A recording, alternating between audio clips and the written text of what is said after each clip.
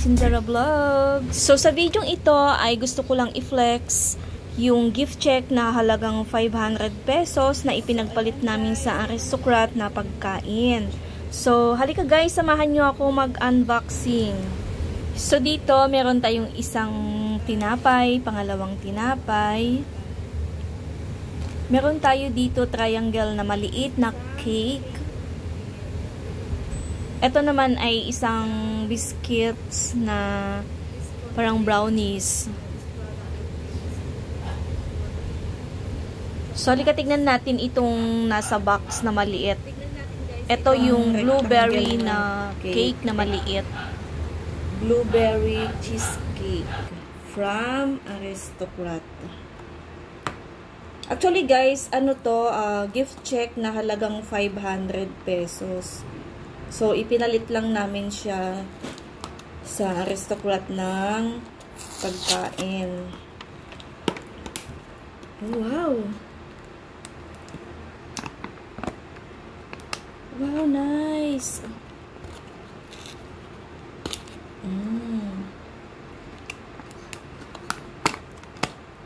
Oh!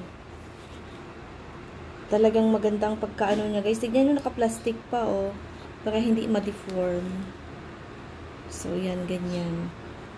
So, tanggalin natin yung plastic kasi so, ito na, ibaba na natin, ilagay natin sa plato.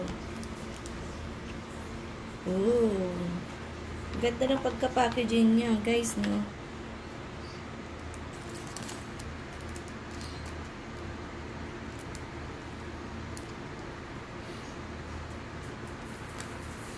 Wow.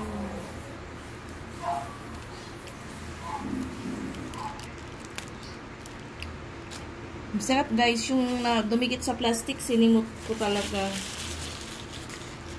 So, testingin na natin. Tayo mag-start. Wow, smooth.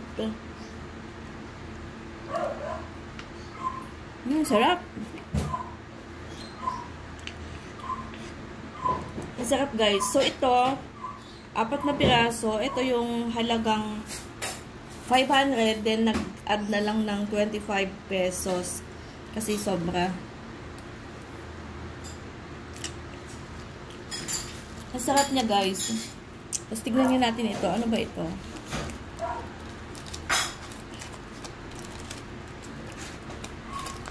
Anong tawag dito sa ganito?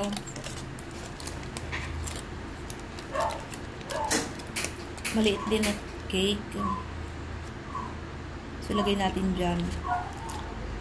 Ang nakalagay ay food for the God. Ano tong ED? Duration niya, April 5, 2025. Ano ganun. Ang cute ng sticker nila, no? Mataba. Mataba yung chef. So, tikman ko din to.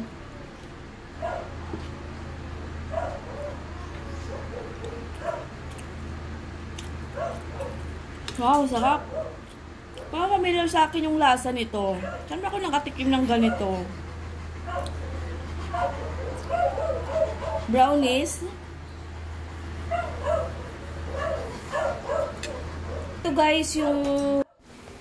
So, sa part na to, pinapakita ko na lang sa inyo yung tasty bread. Ito yung cream half na loaf. Tapos yung isa naman ay whole wheat na bread.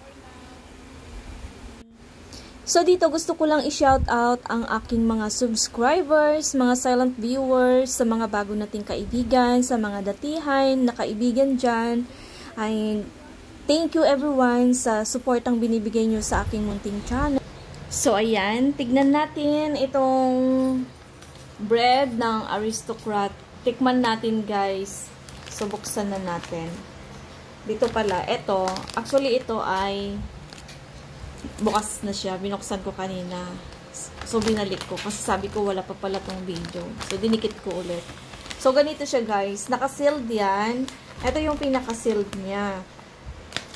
So, ayan. Actually, mahirap to kanina tanggalin. So, ganyan. Tapos, dito sa kabila, meron din siyang paipit na ganun. O, igaganon mo siya para mabuksan natin.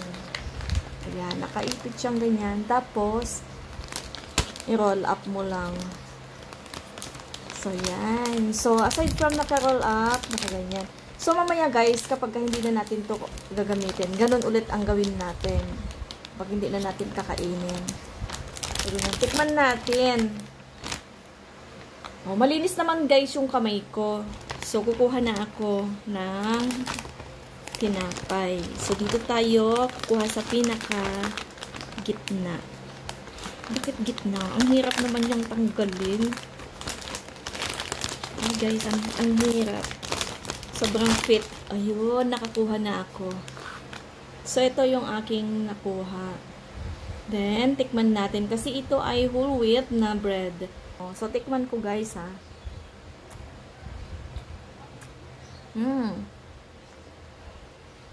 Yung texture ay soft. Masarap siya guys, kahit wala siyang palamam. Diba usually yung mga ganito, yung mga wheat bread, ay parang minsan lasang papel, no? Pero ito hindi. Nalalasahan mo pa din na milk.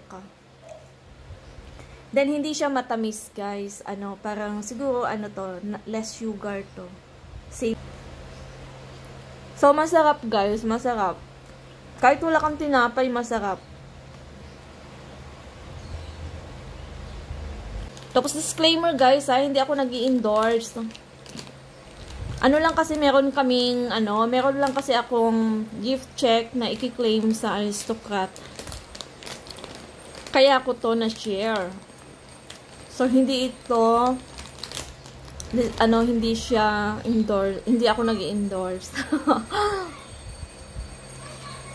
So, yun lang guys. Thank you for watching. Ay, wait lang. Sa mga hindi pa pala guys nakapag-subscribe kay Alin Sindara Vlogs, please like, comment, and subscribe para ma-notify ka sa susunod kong upload. I-bell all mo siya guys. And then, yun lang. And have a nice day everyone. And thank you.